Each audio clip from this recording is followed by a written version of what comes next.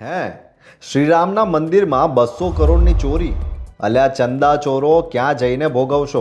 નમસ્કાર દર્શક મિત્રો, ગુજરાત વંદનમાં આપ સૌનું સ્વાગત છે. કરોડો રામ ભક્તો માટે માનબિંદુ સમાન અયોધ્યામાં રામ મંદિર ફરી એકવાર ચર્ચામાં અને વિવાદમાં છે, જેની સ્થાપનાથી લઈને મંદિર નિર્માણ સુધી ભરપૂર વિવાદો રહ્યા છે. એવા અયોધ્યા રામ મંદિરમાં હજારો ભક્તો દ્વારા રોજે રોજ આપવામાં આવતી દાનની રોકડ રકમ સહિત અન્ય કિંમતી ભેટ સોગાદોમાં ગરબડનો આરોપો થયા છે. સોશિયલ મીડિયામાં અને મીડિયામાં ચર્ચા છે કે રામ મંદિરમાં ભક્તો દ્વારા આપવામાં આવતા દાનની રકમમાંથી 200 કરોડ આગા પાછા થઈ ગયા છે. જ્યારે આ મામલો સૌથી પહેલા સમાજવાદી પાર્ટીના નેતા અખિલેશ યાદવે બહાર પાડ્યો ત્યારે રામ મંદિર ટ્રસ્ટ અને ભાજપ દ્વારા રાબેતા મુજબ તેમની હાંસી ઉડાવવામાં આવી કે આવા આરોપો મૂકનાર હિન્દુ દ્રોહી છે. પણ આખરે જ્યારે યોગી સરકારે તપાસ માટે સીટની રચના કરી અને એક અહેવાલમાં જણાવાયું કે મંદિર સાથે જોડાયેલા 42 કરતાં વધુ કર્મચારીઓની પૂછપરછ કરવામાં આવી રહી છે અને દાનની રકમ ગણનાર કેટલાક કર્મચારીઓના ખાતામાંથી લાખોની રકમ પરત લઈ લેવામાં આવી છે, ત્યારે કરોડો રામ ભક્તોને આઘાત લાગ્યો હશે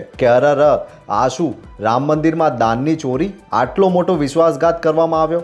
એક રીતે જોતા અખિલેશના આરોપો સાચા હતા અને દાન ચોરી કે જેને તેઓ ચંદા ચોરી કહી રહ્યા છે તેની રકમ 200 કરોડ કરતાં વધારે હોવાનું કહેવાઈ રહ્યું છે. દાવો તો છેક 1400 કરોડ સુધી પહોંચે છે.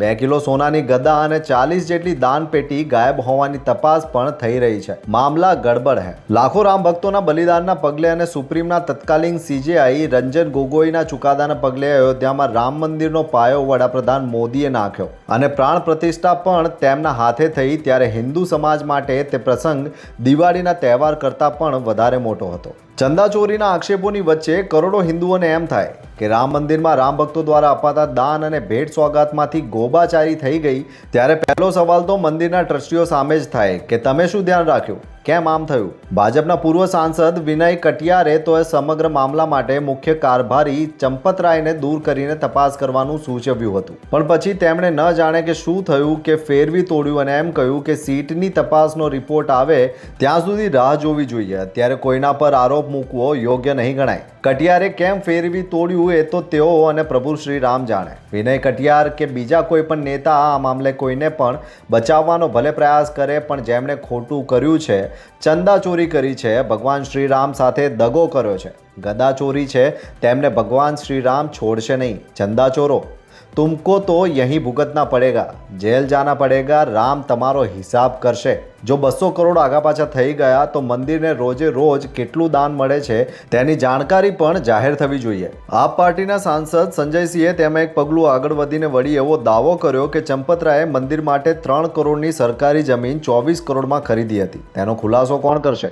આરોપોના મારા વચ્ચે બોલિવૂડના એક ગીતમાં કહેવાયું છે તે યોગ્ય જ છે, જેમ કે तुम ये काम ना करो, राम का नाम ना करो. આ મામલે યોગી સરકારનું મૌન અને તપાસ કંઈક અલગ ઇશારો તો કરતા નથી ને? જો તમને અમારો આ વિડીયો ગમ્યો હોય તો લાઈક, શેર અને સબસ્ક્રાઇબ કરો. ધન્યવાદ.